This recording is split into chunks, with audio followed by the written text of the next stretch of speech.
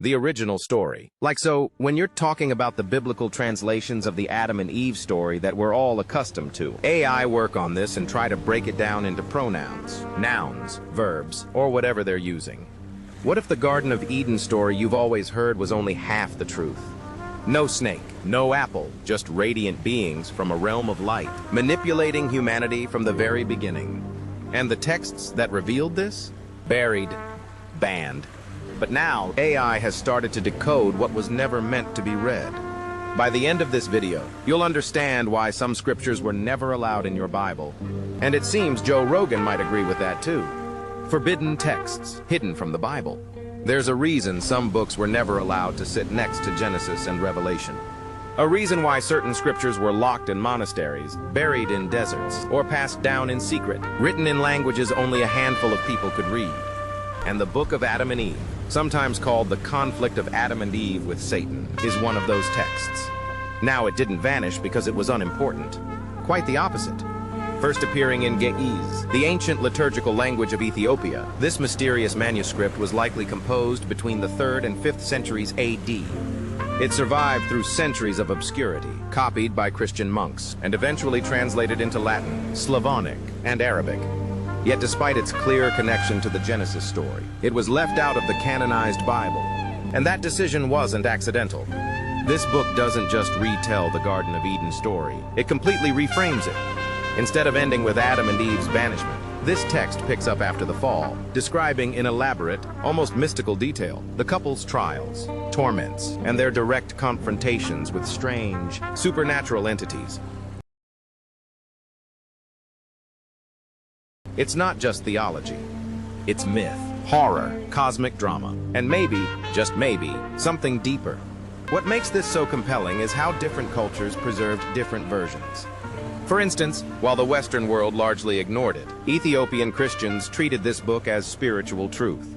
The Ethiopian Orthodox Tewahedo Church even kept it among their sacred texts for generations, suggesting it carried a deeper, more accepted meaning within African Christianity than in Europe. It's said to be guarded by priests of the Ethiopian Church. So why did other churches abandon it? When the church began standardizing scripture during major gatherings like the Council of Carthage in 397 AD, they decided what was divinely inspired and what wasn't. Any text that featured ambiguous theology, contradictory timelines, or too much mysticism was left out. That included writings that portrayed Satan not just as a tempter, but as an active cosmic enemy involved in ongoing battles with Adam. The Book of Adam and Eve didn't fit the polished story the church wanted to tell. It was too raw, too strange, too speculative.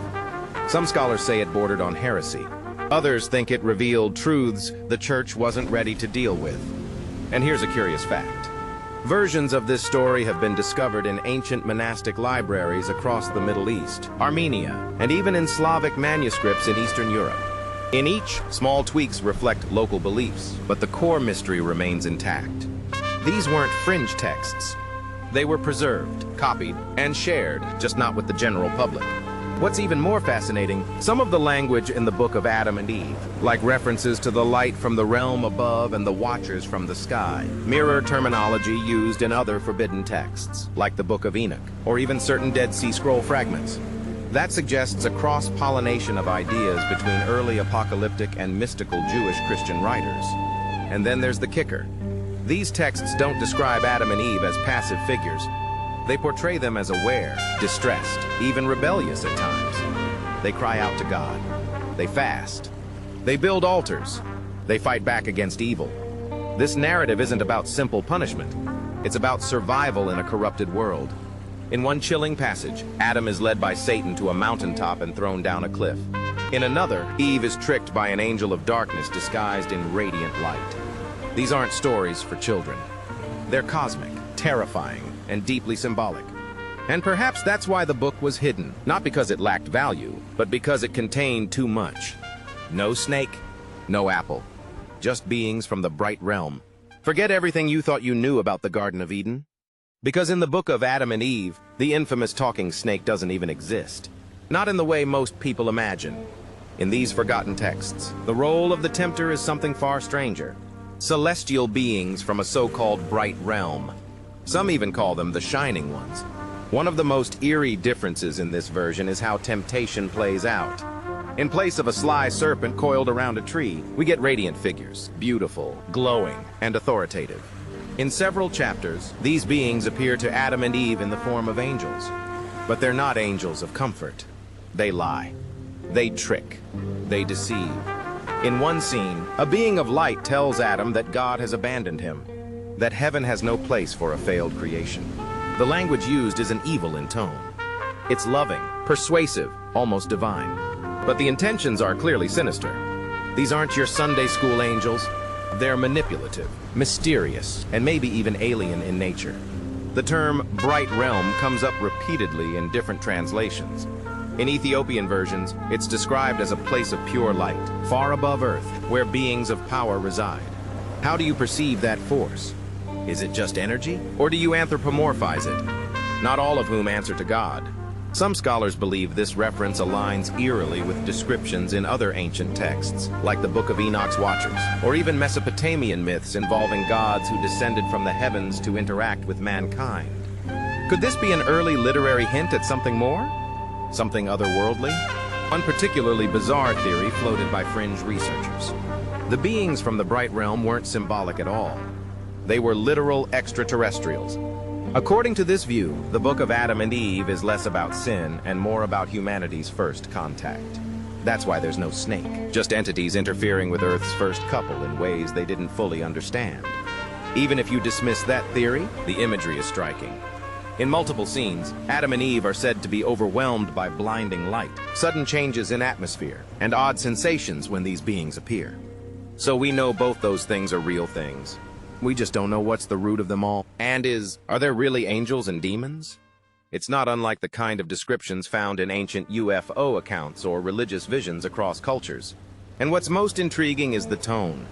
These bright beings never explicitly state they are evil. They claim to offer knowledge, power, freedom.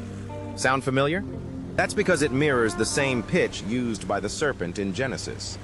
But here, it's wrapped in robes of light instead of scales and hissing. In another version of the tale, Satan himself takes on the form of a radiant angel and mocks Adam for his fall, laughing at him from a cloud above. This act of shape-shifting and appearing as light is something even the New Testament later references. Satan himself masquerades as an angel of light. That's from 2 Corinthians 11:14. That verse makes more sense when you've read this book. And the idea that Eden's story wasn't just about disobedience, but a deeper cosmic test involving unknown powers, changes everything. Was Earth always a battleground? Were Adam and Eve the first test subjects? Or worse, were they never meant to succeed? It's these kinds of details, these deeply unsettling reinterpretations, that make the Book of Adam and Eve one of the most controversial ancient texts ever uncovered. First, tools just help decode lost portions.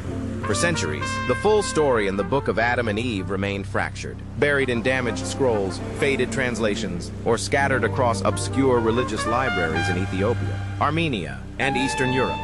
Even the copies that survived were often incomplete, riddled with missing lines, corrupted syntax, and centuries of scribal errors. Scholars tried for decades to piece together the puzzle, but they were always missing something. Then AI stepped in.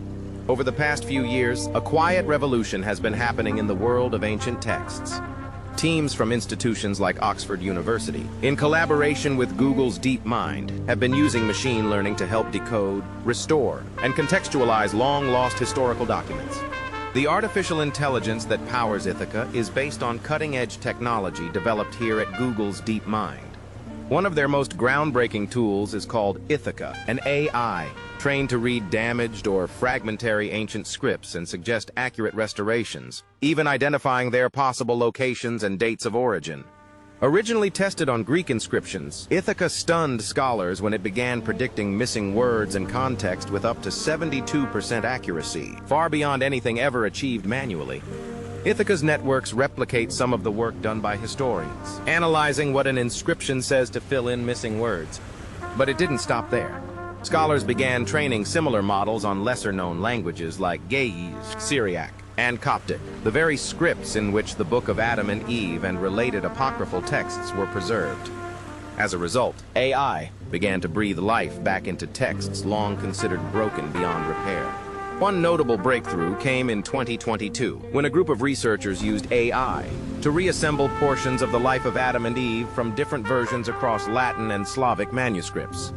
Previously, these manuscripts didn't seem to match up, but the AI was able to detect linguistic patterns and common narrative structures that suggested they were actually telling the same story in different ways.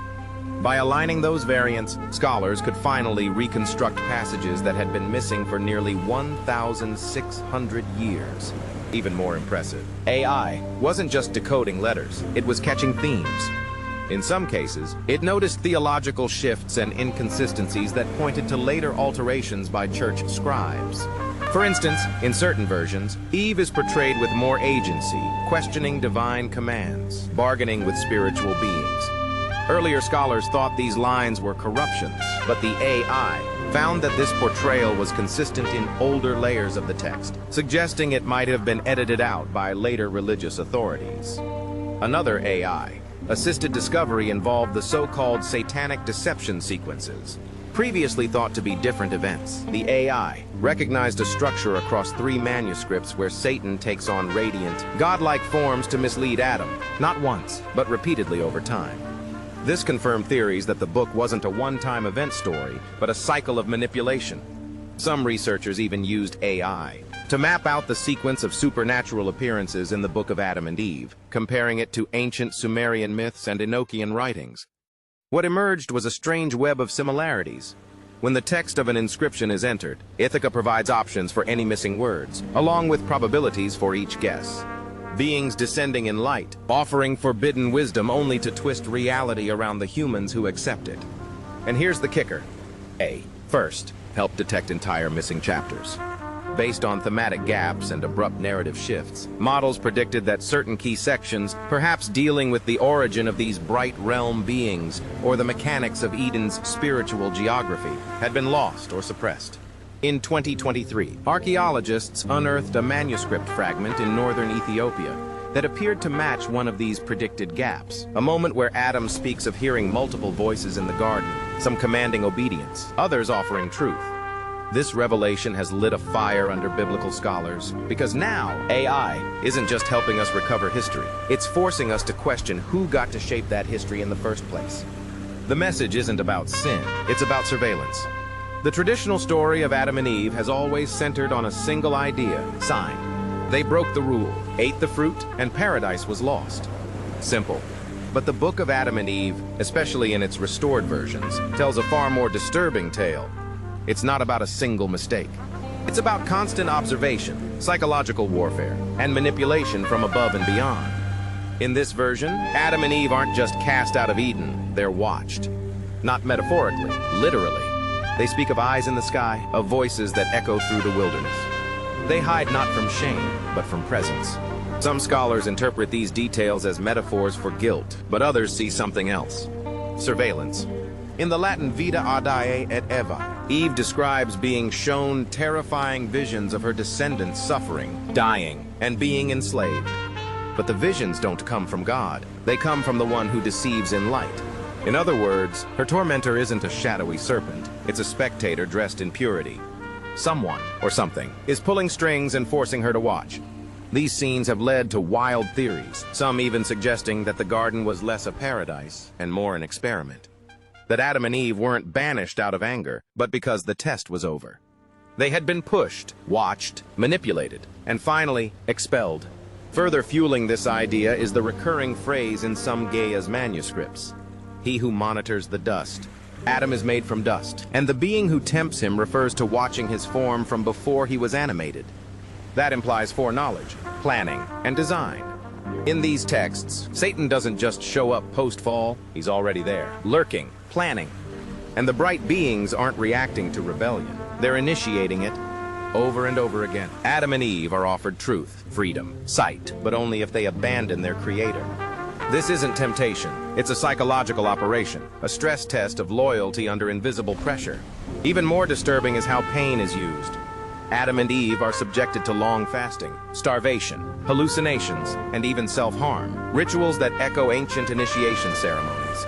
But they're not initiated by God, they're just hoping he's still watching. because by this point, they're not sure who's observing or why. The life of Adam and Eve also contains a controversial passage where Adam speaks to his son Seth and warns him that Earth is not what it seems. He claims that there are those who rule the winds and observe the waters, and that you must not speak aloud where the watchers roam. Some interpret this as early animism, but others believe it reflects a form of ancient spiritual paranoia, a belief that even your thoughts were being monitored. And that brings us to perhaps the most chilling idea, the notion that humanity's fall wasn't a crime, but a provocation. That Eden wasn't paradise, but a controlled environment designed to observe behavior under pressure. Some theorists have even linked this to Gnostic ideas that the Creator was not truly benevolent, but a demiurge, a lower power enforcing limitations on spiritual beings like Adam and Eve. Under this reading, the snake didn't cause the fall, he triggered the awakening. These interpretations might sound fringe, but they're grounded in actual textual analysis.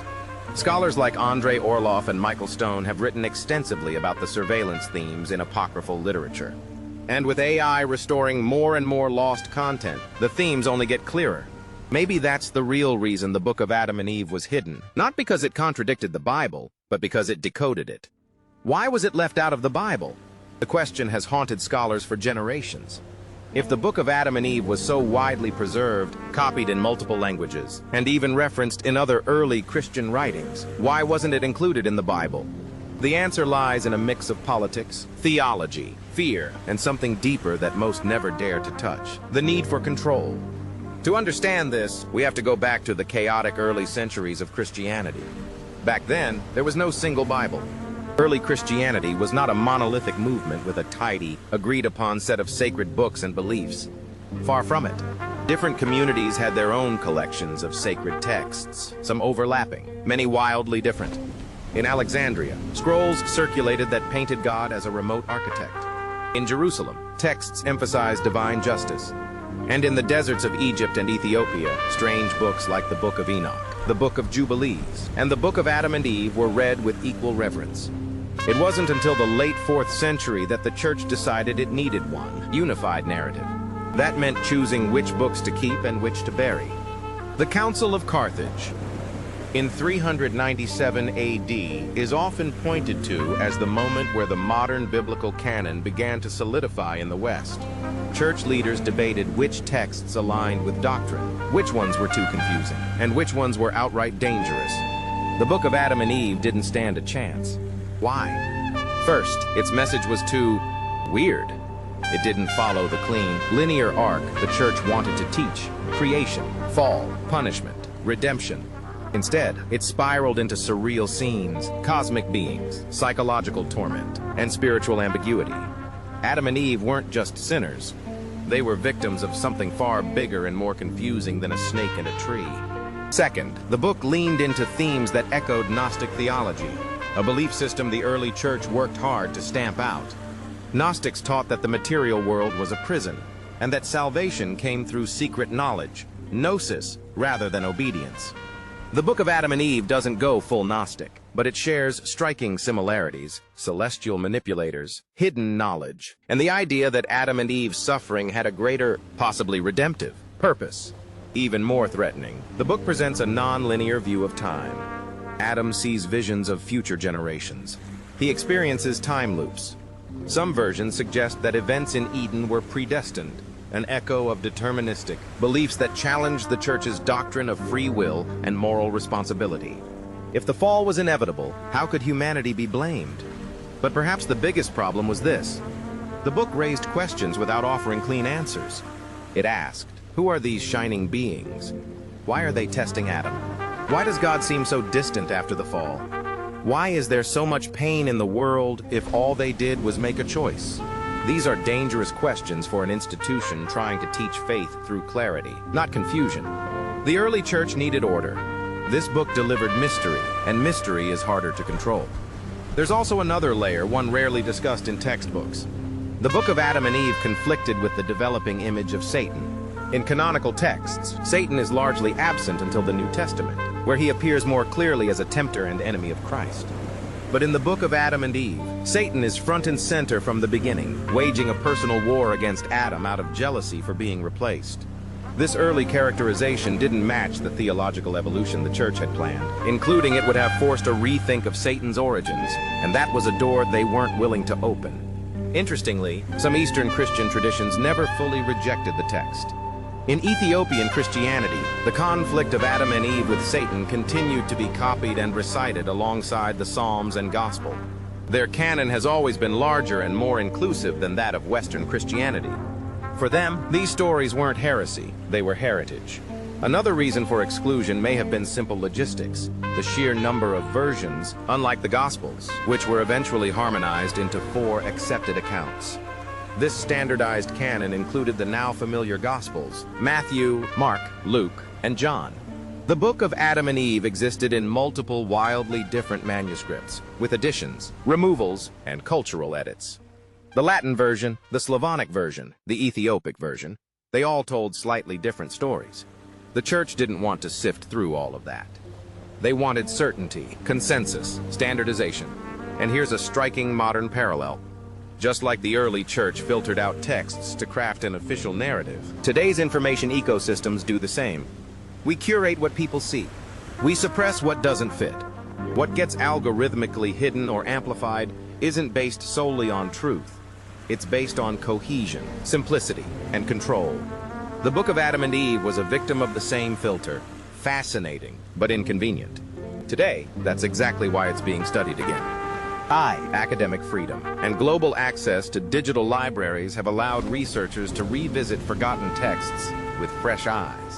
What was once dismissed as myth is now recognized as a valuable artifact of early human imagination and theology. A spiritual fossil preserving not just a story, but a mindset, a fear, a hope, a question. Was Eden a paradise or a trap? Was the fall a failure or the beginning of awakening? And most importantly, if we were being watched then, are we still being watched now? The Book of Adam and Eve doesn't answer these questions. It doesn't try to. Instead, it whispers. It hints. It dares you to look past the clean pages of the modern Bible and ask, what else was left out? And more disturbingly, why? And if forbidden texts like this exist, how many more are still hidden? Drop your thoughts below, because this story is far from over. What if the truth was edited out on purpose?